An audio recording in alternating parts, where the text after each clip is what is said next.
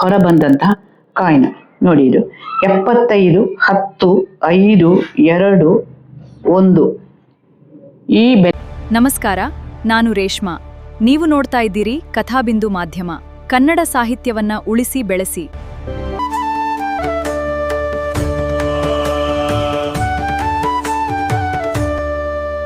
ಹಿಂಬದಿಯಲ್ಲಿ ವಿಶ್ವವಿದ್ಯಾಲಯದ ಮಹಾದ್ವಾರದ ಚಿತ್ರ ಇದೆ. ಬನ್ನಿ ಇನ್ನು ಹಲವಾರು ನಾಣ್ಯಗಳ ಮಾಹಿತಿಯನ್ನ ತಿಳಿದುಕೊಳ್ಳೋಣ. ಹಲೋ, ನಾನು ಚೇತನಾ ಭಟ್, ಮೈಸೂರಿಂದ.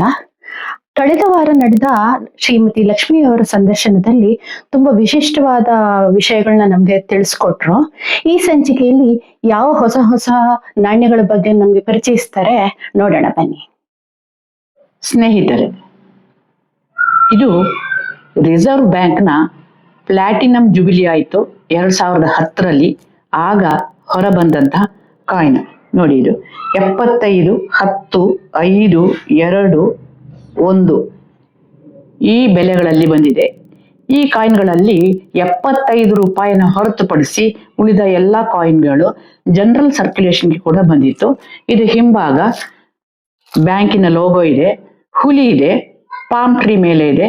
ಇದು ಬ್ಯಾಂಕಿನ ಲೋಗೋ ಸಮೇತ ಈ 5 ಬೆಲೆಗಳ ನಾಣ್ಯಗಳನ್ನ ಭಾರತ ಸರ್ಕಾರ ಮಿಂಟ್ ಮಾಡಿತ್ತು.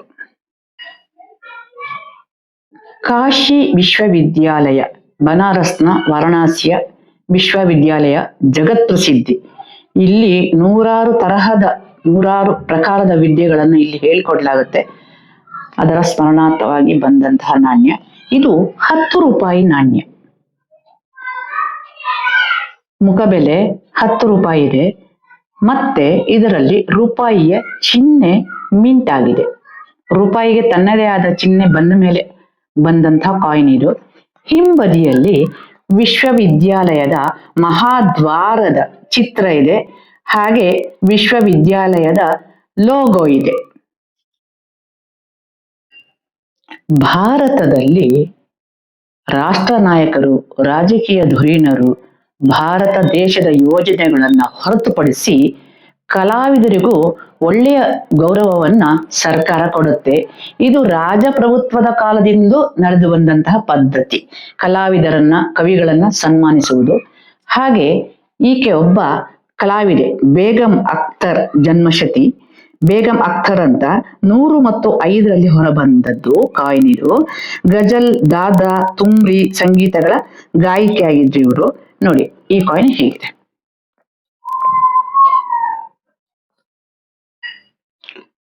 ರಜಪೂತ ರಾಜ ಪರಂಪರೆಯಲ್ಲಿ ಬಹು ವೀರ ಶೂರ ಮತ್ತು ಹೆಸರುವಾಸಿಯಾಗಿದ್ದ ರಾಜ ರಾಣಾ ಪ್ರತಾಪ್. ನೋಡಿ ಇದು ಅವರ 475ನೇ ಬರ್ತ್ ಆನಿವರ್ಸರಿಗೆ ಬಂತು ಮಹಾರಾಣಾ ಪ್ರತಾಪ್ ಅಂತ. 2015ರಲ್ಲಿ ಈ ಕಾಯಿನ್ ಬಂತು. ಅಕ್ಬರನ್ನು ಕೂಡ ಇವರು ಸಿಂಹ ಸ್ವಪ್ನವಾಗಿ ಕಾಡಿದ್ರು ಅಂತ ಇತಿಹಾಸ ಹೇಳುತ್ತೆ. ಹಿಂಬದಿಯಲ್ಲಿ ಅವರ ಎಂಬ್ಲೆಮ್ ಇದೆ, ಪ್ರತಾಪ್ ಅವರ ಎಂಬ್ಲೆಮ್ ಕಾಣ್ತಾ ಇದೆ ನೋಡಿ. ಜಗತ್ ಪ್ರಸಿದ್ಧಿ ಆದಂತಹ ಉದ್ಯಮಿಗಳು ಭಾರತದಲ್ಲಿ ಇದ್ದಾರೆ ಅನ್ನೋದೇ ನಮ್ಮ ಹೆಮ್ಮೆ. ಅದರಲ್ಲಿ ಟಾಟಾ ಅವರು ಒಬ್ರು. ನೋಡಿ ಇದು ಟಾಟಾ ಅವರ ಕಾಯಿನ್, ಜಮ್ಶೆಡ್ಜಿ ನಸರ್ವಾರ್ಜಿ ಟಾಟಾ ಅಂತ. ಇದು ಕಾಯಿನ್, ಇದು ಅಬ್ಬರ್ಸು. ಹಿಂದ್ಗಡೆ ಟಾಟಾ ಅವರ ಚಿತ್ರ ಇದೆ ನೋಡಿ.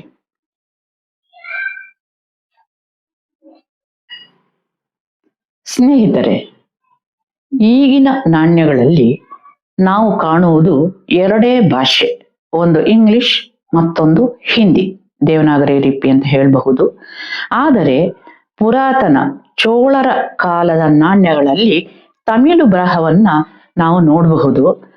ಅವರ ಕಾಸುಗಳಲ್ಲಿ ಪಳಂಗಾಸು ಅನ್ನುವ ಉಲ್ಲೇಖ ಅವರ ಶಾಸನಗಳಲ್ಲಿದೆ, ತಮಿಳು ಬರಹದ್ದದು. ಅಂದ್ರೆ ಪಳಂಗಾಸು ಅಂದ್ರೆ ಹಳೆ ಕಾಸು ಅಂತ ಅರ್ಥ. ಅದಕ್ಕೆ ಎದುರಾಗಿ ಆಮೇಲೆ ಪುದುಕಾಸು ಅಂತಾನು ಬಂತು. ಇವೆಲ್ಲ ಬಹಳ ಅಪರಂಜಿ ಚಿನ್ನದ್ದು ಅಂತ ಹೇಳ್ತಾರೆ.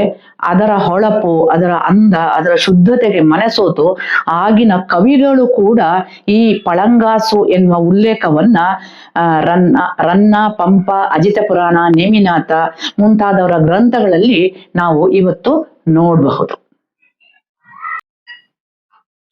ನೋಡಿದ್ರಲ್ಲ ಸ್ನೇಹಿತರೆ, ಈ ಸಂಚಿಕೆಯಲ್ಲಿ ನಮ್ಗೆ ವಿಶಿಷ್ಟವಾಗಿ ನಾಣ್ಯಗಳನ್ನ ಪರಿಚಯಿಸ್ತಾ ಇದ್ದಾರೆ.